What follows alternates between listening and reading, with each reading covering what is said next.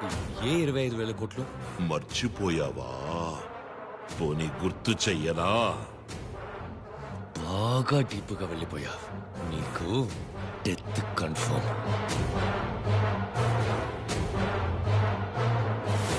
Sir, Sam దొరికాడు.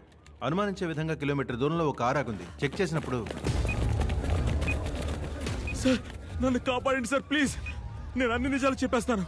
ఒకరోజు chairman నన్ను పిలిచి ఎందుకు ఏంటి అని అడగకుండా చెస్ట్లో ఉన్న 1500 కోట్లలో 500 కోట్లను కొట్టేయడానికి మనుషుల్ని సెట్ చేయమన్నారు.